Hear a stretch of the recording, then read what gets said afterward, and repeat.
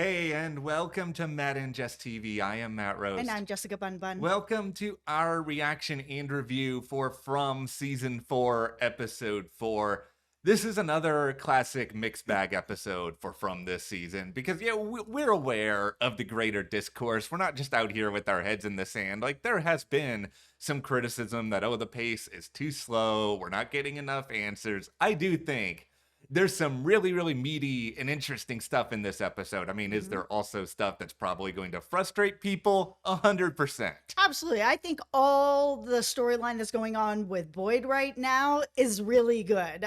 It's something that I've been wanting him to explore for a few seasons now, losing his wife the way that he did and his own grief and guilt about it and everything that's kind of coming around now. Yeah. It's good timing for it right now. But there are other things. Oh my god. I just put on my hard hat already that we're going to talk about later in this video. Yeah. And her name is Sara, and it is frustrating me to know, and it's one of the few times like I'm okay to wait for answers. We still have another season coming. I don't want all the answers at one time. But this isn't even answers. This is just reheating the nachos, as Matt says, and I'm not here for it. Yeah, like this is the thing. There's a difference between getting answers and seeing evolution. I think we all, like, we're here for the characters. I mean, yeah, we love the mystery, we love the theories, but we love diving into these people's psyches, and we want to see people evolve from point A to point B. And like, the good part of this episode is that we have opportunities to see this with the Boyd, with the Julie. Like, we got answers on not Tabitha, we got answers on Fatima, like, so much faster than I ever would have thought. Way faster, and it was super satisfying for me. Okay, well, before we go any further here, be sure to hit that subscribe button because we are going to be here throughout all of From Season 4. We're breaking everything down. And of course, talking to you guys in the comments. We love hearing what you have to say. Like, discussion really makes this big Fromily, the community that we've all come to know and love over the years. Absolutely. From is a really special show because there's so many people that are going into the show for different reasons, whether it is the theories, the discussion, or just the humanity of it all. And if you are interested in more theories about the show, we have some going on right now over on our memberships. Our YouTube memberships is a great way to be able to support Matt and I here at the channel. And right now we have a video up with discussing all about the man in yellow and if he made a big mistake choosing to be Sophia instead of someone else, possibly Jim. Why did he make this decision? Yeah, thank you guys so much for that support. Like, it does mean so much to us. Yes. Let's just start things off here with Fatima because in the last review Jess and I did, we both were sort of like, we really want to figure out what's going on with this dirt with Elgin. I mean, for me, you could have given me 100 guesses as to what she was doing with it. I don't think I would have ever gotten to, she's going to be building a golem up in her room. Like, ooh, I understand the reasoning, but this was like who does this? Who could have guessed this? Absolutely. I would have never guessed this. I don't know anybody who was going to end up guessing this. They gave so little clues as to what this was and what she was going to be doing. And I love the way that they handled this, where she is still feeling connected to Smiley, that Smiley is also connected to her and is able to still feel her feelings. She can feel what's going on with him, and that he is still able to feed off her fear, that even when she's in Colony House, which is a place that makes her feel very safe, and she's indoors, she's with a lot of people she cares about, and she feels safe, she still has the fear in her mind. And I feel that she is doing this because she doesn't want to feed Smiley in any way, that when she is indoors and she is in her home, that fear, he doesn't get to come in through her mind and be able to feed off of her. So I love that she was building this golem or trying to find a way, her champion, to make sure that Smiley cannot get in any way, shape, or form. He cannot wiggle his way into her mind.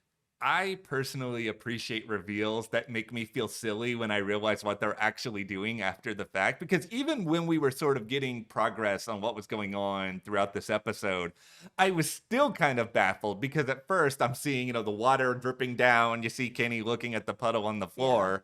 I'm then like, all right, Fatima, why are you doing this on the top floor? You're gonna like cause some major water damage to Colony House. Then when I found out it was a golem, my initial take was, okay, you're already protected. You're inside. You guys have the talisman. Why do you need to bother with this? But then it's as you said, this is all about protecting her from Smiley. But I think the thing is, as painful as this reveal might be, it could also kind of go both ways, because if she can sort of read Smiley in some sort of way, can she be tipped off as to what the monsters may be thinking or how they're planning? Like, we don't really have that many avenues to get inside the monsters' heads at all. Yeah, I was actually surprised that Boyd and Kenny weren't kind of moving a little bit in that direction. They may circle back around to it. Mhm. This may not have been the time, because timing does matter in this whole situation. Yeah. That maybe they will work their way back, that once her mind is hers and she is protected, that then they can talk to her to ask her, okay, well, how much can you read off of Smiley and how much can he read off of you? And is this something you're willing to do for us to be able to maybe get a little bit closer and get more insight? Or is it more of just a feeling, and it's a feeling that you want to have stopped? I thought this was very positive, Mhm. and I was really happy to see her just taking control back. It feels like an echo too of what might be, and keyword here, might be a very big theme this season, which is this idea of faith versus science, to kind of dive back into Lost here for a moment, because we sort of see throughout a lot of this season so far people really acting on what it is they believe to be the truth. And if this is what Fatima believes will help her, like, can it then actually help her? Is this something that, the monsters can counter in any way? Like, we're seeing the inverse of this with Sophia, who's trying to use faith that's potentially a means of kind of further unsettling everybody. But then Mhm. you have Ethan, who is sort of acting on what he believes, and this feeling, whether or not this is actually going to drive things forward, like, that remains to be seen. But if the monsters can't break down faith, could this actually be, I don't know, even just a 10% way to defeat them? I'll take any percentage at this point. And this is where we go into somebody like Boyd, Mhm. who has really had faith in himself, faith in the group of people that are there, that they're going to be able to come together and figure this out in some kind of way. He's had his faith shaken, but he has also, through the help of the other people in the town, most recently, of course, his son Ellis, has been able to start to put some of these blocks back together. And this is why I love this Boyd story so much this season, because it's all going back to that first time when he was there with his wife, and his wife was out in the town shooting everyone, and he ended up making the decision to shoot her. And instead of taking the time before, where she was starting to unravel a little bit, Mhm. and then more and more and more, and he wasn't paying attention to it, and it got to this point. And now we see him where the ring is like rolling back and it's getting super creepy. We saw the hand come out of potentially her grave Mhm. or around her grave, that it's really clawing at him to think back and feel, I could have done something different, and my wife could still be here, but maybe not. And he's really battling back and forth with that. And we've even seen that with Acosta, somebody that's Mhm. reminding him of Abby, where he's like, I could give her something to do to try to help her settle her mind a little bit. I think this all kind of goes into this question of, does Boyd have the self belief that he can change things with himself? Does he believe Yes. that this is the time that he can do something different and learn from your mistakes? Like, there is Mhm. sort of this cyclical quality in this town where we kind of see characters revisiting things. We see that the Yeah. man in yellow, or whatever we want to call this entity, has done some sort of cycle. There's a whole, Yes. Tabitha coming back, Miranda coming back angle. So now this is Boyd sort of looking within himself. And I think he is realizing, I can do some things that are different here with the Costa. But I Hmm. think the rings to me right now are kind of sort of representative of his own fear of falling back a little into the same habits. And maybe he is starting to kind of wind himself up and get further into self-doubt when you can't even see like a physical thing anymore for what it is, that it's sort of like drifting through time and space. Hmm. I'm hoping he's not going to lose it. And this is where, Boyd, our guy, we need to have a conversation here. You're hearing all these other people talk. You're hearing all these other people open up. Mm-hmm. Shouldn't you do the same, Boyd? Like, shouldn't you don't have to have the biggest burden in the world on yourself. It's so hard for him to open up. He really just has taken everything on that then he doesn't feel that he can lean on anyone else. And I mean, there's a lot of people out there that are trying to make it that he can lean on them, like this. I keep going back to this scene with Ellis. I love it so much. So far, it's like one of my most favorite scenes of this whole season because Boyd, when he's vulnerable, is really at his best because it is when he's doing the most self-reflection on what is it that I need to do to be able to stabilize myself or move forward or be able to help other people to get through such a miserable situation. Yeah, Boyd. Ellis loves you. Ellis would be there to hear We you love out. you. Yeah, we would be here to hear you out. But I mean, even Donna, yeah, Donna challenges you sometimes, but I think Donna does really care about Yes. Boyd. She cares about that. Even Kenny. Kenny is he's your coworker, but he's kind of sort of your friend now too. It's just like, Boyd, you're not devoid of options here. Like there are some that are out there, but yeah, you touch on it. It's difficult for a guy like this, especially because there's this projection that people who are quote unquote strong, they can't ever be vulnerable because then that's a mistake. But that is such a fallacy. And the show is actually diving into it in a way that a lot of shows don't because they're afraid of men looking vulnerable. But it's a part of life. It's something that all of us kind of have to naturally face sometimes. And what I like about how they've worked this with Boyd over the seasons is that even though he's not as vulnerable and we don't always get insight to the changes and the different ways that he's dealing with things, when we do, it's really meaty and it's very deep and it's very important when it actually happens. And this is where I'm going to put on my hard hat. All right. And we are going to talk about Sara, because what I really love about this show and what they have done so well throughout the seasons is having evolutions of characters where, they get a little bit better, they have a little bit of a slip, or they are just growing and growing and growing and getting into this new headspace and figuring things out for themselves. Sara has been one of my favorite characters on this show. I think the story arc with Sara throughout the seasons has been, I've loved it. Where we have started with her, where we first meet up with her, she's got these voices in her head telling her to do these things. She's got to kill Ethan, whatever, everything that happened with her brother. She turns into sort of the town pariah after everything that happens. We see her even go on this journey with Elgin last season where Boyd thinks he's got it to be able to get answers out of him. And she's like, step aside. I have this. And the reason I have this is because I've been where Elgin is. I have done things that I never thought that I would ever do because of the voices in my head. So I know what it takes to get Elgin to stop. And I was like, oh man, the evolution of this character is just a fire. So when we got to this episode, my frustration is like at a 12. I'm so pissed off about the way that this has come together, that now we have Sophia has decided that she was going to live with Sara. And at first there was a little thing in the back of my mind. I was like, this can't be because she thinks that she can manipulate Sara again. Why would she ever choose to be around Sara again after we just saw everything with her and Elgin and where Sara is now? That maybe, here we are. So Sophia wanted some sort of a challenge. She wanted to be able to know that she could still have Sara under her thumb the way that she has in the past. And she does. And we've got Sara slipped right back into what it was, that she's like, oh, I need you to go to the diner, take a drink of water, put it back in the pitcher and just wait, or else things are going to happen. And of course, we have this moment where she makes the right decision.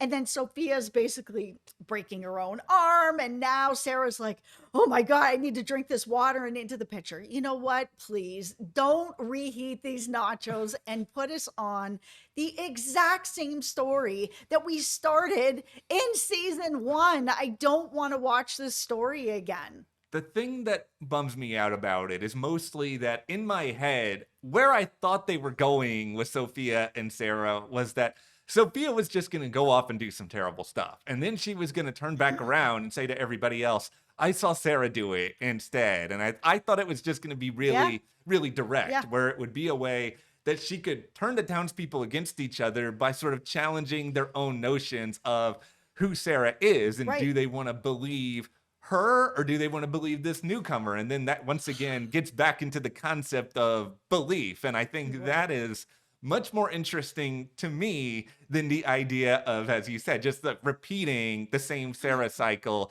again and again. And it's just like maybe it goes in a place where it's different than last time, but it doesn't feel that way right now. Like coming No. out of this episode, it does just feel like, okay, we've been there and done that. And From is not a show that's going on for 10 seasons, so they don't have to do this. I understand if you're on like season 9 and you're just like, well, we got to make some more money, so let's make Sara hear the voices again. That's not this show. I really would have liked to have seen, after Mm-hmm. everything that she has gone through to get to this point, her be able to not fight the voices. If she's able to, that's great. But actually just go to somebody this time. Make a Mhm. different decision this time, where it's like, I hear the voices. Yeah, Sophia's there. I don't really know this Mhm. person. So you know what? Last time I made some really bad decisions with this and I didn't tell anybody what was going on. This time I'm going to tell somebody. I'm just going to go to Boyd. I'm going to go to whoever and I'm going to tell them what is happening and to like put me in the cell for the night and watch out for people because this is happening to me. I truly felt like this story arc was going there, that by the time we got into season 5 with Sara, if she makes it out, that she would be much more on her way to the end of her redemption path. The opposite of fear is hope, right? And I think we want to see characters get in this direction where they're leaning towards hope and they're acting based out of hope. And here we have Sara acting out of fear. And that's something that we all would have hoped that she would be past, that a lot of other characters would be past at this point, because you have that, which is so frustrating. And then you're drawing this parallel with Ethan in a story that I think is really fascinating, because Yes. not only is Ethan sort of the purest expression of hope within this town at this point, Yeah. he also is getting other people to, even if they don't believe him fully, just engage with him, allow him to pursue his own quest in his mind, just to see where it goes a little bit. And because they're allowing him to hope, it kind of feels like he's projecting this hope onto everyone else. Like they go on the journey, he brings the bird down to, the quote unquote Lake of Tears, and then magically something is rising out of the water. But what is it going to be? Yeah, I don't know, because right now it just looks like trash pollution that's come out. It almost looked like, Roger pulled this rope that what nobody saw before. Like, I know it was under a little bit of dirt, but it looks like the rest of it was just kind of hanging out near the water. And he like pulled a plug, and all of a sudden there's all this like trash, is what it looks like. Trash and seaweed floating up in the middle. Who is swimming out there to see what that is? Show your hands, not me. I'm not doing No, it. I'll tell you who it is. Mm-hmm. Roger, because Roger is from Red Shirt material. That's Like right. I had two different thoughts that came into my head at this cliffhanger. Like one of Where them you're was like, who is this? yeah, it's gonna be all right. You guys gotta take somebody out as punishment for maybe Ethan learning something here about the Lake of Tear. Okay, here goes Roger. You're not gonna get rid of another really important character, I don't think, this soon. But my other thinking was, it's like, all right, maybe what is dug out, or I guess not dug, risen out of the water here is something that is terrible, but underneath that something terrible, there's actually an answer, whether it is a clue as to where the Lake of Tears really is. I mean, we've talked about this in the past. It could be connected to the tunnels. It could be underwater. There could be consequences where if you bring Jim back, it ends up killing a lot of other people. Right. But I think once again, kind of like the town itself, there is some element of hope here. I mean, the boy in white / ever growing boy in white exists. So it's like there's always hope everywhere. It's just surrounded with both physical and metaphorical garbage. And this might actually be both of them at the same exact time. Yeah. I think it's a fun and interesting cliffhanger, though. Like, this is one of the few storylines in this episode that I really, really like the most. This brings me to Julie. I really am interested in what they're doing at this point with Julie, just Hmm. because we've got this dynamic with her and Randall. But beyond that, they're actually exploring the rules of how story walking works. Like, we always are going to be grateful for that. It was also the first mention that I can remember, and you guys let me Mhm. know if I'm right or not right in the comments, of hearing about the author of the book. It's the first time that somebody's really brought up the author of this book. And I was like, okay, because there's been a long going Mhm. theory that Julie is the person who is the author of this book and that she has story walked back in time to be able to give this book to Ethan as a guide for everyone to get out of, this place. But at the same time, I've always just been like, well, then why didn't she just make it a lot more clear of how to do this? Where it's like, oh, here's, Frank, the story walker. He just put a bookmark and she's making like a literal bookmark out of a piece of paper and feeling like that's going to work. I'm oddly starting to believe in this theory more and more over time. Like, I originally, Yes, I wasn't here with this when I first heard about this a while ago, but same. now though, I'm kind of thinking everything through, and it's like it's not a coincidence that Story Walker is a character and a part of these stories. And if we are sort of thinking about this world as cyclical in a way where it is that Julie, the author, is taking experience from what she's learned in the town. She Hmm. eventually, just like she's exploring the rules of how time travel works, it's not the craziest thing in the world that she's going to explore a way to then get out of the town and then find a way to get out of the town, leave behind something Hmm. for a potentially younger version of Ethan to learn from, and that maybe she wanted to give the answers. She's worried about what happens if they get all of them too soon. And like there is a map that we can sort of use here to figure out how a lot of this would work. I mean, there's still a lot of revelations that Julie herself would need to make, but I can at least picture it now in a way that would kind of sort of make sense. I'm really glad that the show tried to squash everything about the Randall Julie shipping that's going Hmm. on because she's a minor. I mean, we don't know what's going on with how old Randall is, but he's an adult. So the whole idea of this is just a kind of been a creep show for me, but it also has always come across to me that they are more like brother and Hmm. sister, that they have this like really traumatic shared experience of everything that happened with the cicadas. But then she cuts her hair off and he's like looking at her in the bathroom like, I'm like, oh no, no, leave that one alone. It is okay for Yeah. these two to just have a platonic friendship, brother sister type thing. There's something that's very wholesome Yeah. and really beautiful about this friendship. Yeah, I like watching male female friendships on television. And, occasionally they can blossom, but not everyone needs to blossom. I think sometimes it's interesting to just have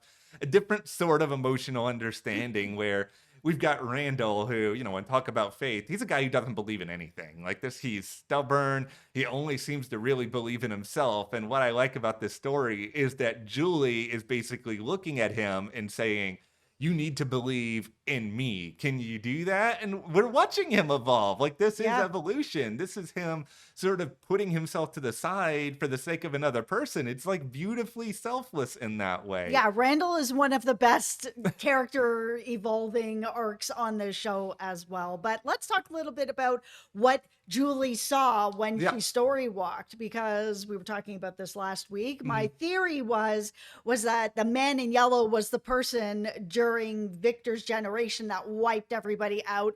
It is looking like that either is the case or he showed up out there afterwards to have a meal, but it wasn't good. Yeah, I think either the man in yellow did all this directly or he had someone Right. else, I don't know, some group of minions do it. But I think at the same time, for some reason, this episode really brought to me this idea that, all right, the man in yellow, this may not be this entity's final form either. It's just Yeah. like we're seeing different iterations of who this person is slash was. But Mhm. now we know that Julie has seen the man in yellow before. We've Yes. yet to see Julie actually encountered Jim. But now that we know that when that encounter happens later on down the road, the short hair is already there, the stage is set, she'll have seen the man in yellow before. So at that point, she actually knows already what the man in yellow is capable of. Absolutely. And as it turns out, Victor also knows, and he's just been not talking about it. And that's fair. I Mhm. mean, if he was, he's the last person that was left alive to sort of tell the tale, we don't know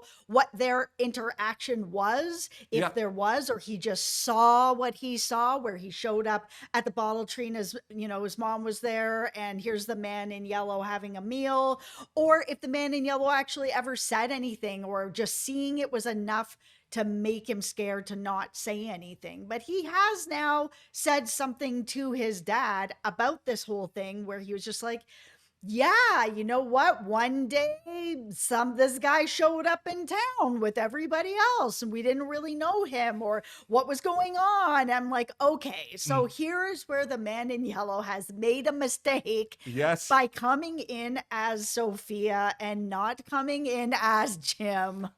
Yeah, Victor knows now that quote unquote new arrivals to the town can be bad news, like Right. regardless of whatever form they may take. And so, like, that is a little piece of information that Victor can use if people do choose to listen to Victor down the road. The Right. other question that I do have coming out of all of this, and this is something you sort of addressed in the last video too, was sort of this idea that okay, was everybody really far along in getting answers on the last timeline? And this is why the man in yellow showed up. Because if that is the case, and I think it's very likely is the case, Yeah. like, why wouldn't the man in yellow do something like this unless it was just like a total last resort? It seems like he loves just making people terrified and afraid. He doesn't just want to wipe everyone out at once. But maybe Victor over time can start to learn a little bit more about, all right, here were some of the things that were happening in the town before this person showed up. Yeah. Here's a little bit of what Miranda may have been working on, like knowledge is power, but because he's so alone, so isolated, he's probably either internalized a lot of it, tried to forget a lot of it, just like he kind of tried to forget about the man in yellow himself. Victor's the key. He and Ethan have the information, and I feel like together they're going to be able to take care of everything because really it's all about the children. And Mhm. while Ethan is the only child in this town, Victor is a grown man now, but he Yeah. still has, the mind of a child. Yeah. And together they're going to be the ones I think that are going to figure out most of this. Yeah, I think it really is about children and that childlike sense of wonder Right. and belief where you can stretch your imagination. Like obviously the man in yellow is capable of some really really dark and twisted things, Yes. but the whole existence of the boy in white, if the boy in white is exactly what we believe him to be, like that signifies there is still hope. There is still Mhm. something the man in yellow is afraid of. And I think there is a way to potentially defeat him, but it's going to take everyone listening to the children and Mhm. also opening their minds, figuring out a way to conquer all these different fears together. Like, I'm not saying everybody's just gonna like get in a circle and hold their hands and like scream we believe, but I think that's the signifier of it. Yeah, I think it's a lot of what Jade was talking about the idea of imagination and that kids are able to deal with a lot more in some ways because they have such vast, imagination that they're able to dive into spaces that all of us jaded adults cannot really get into anymore. And that allows people like Victor and like Ethan to be able to see things that the adults can't see.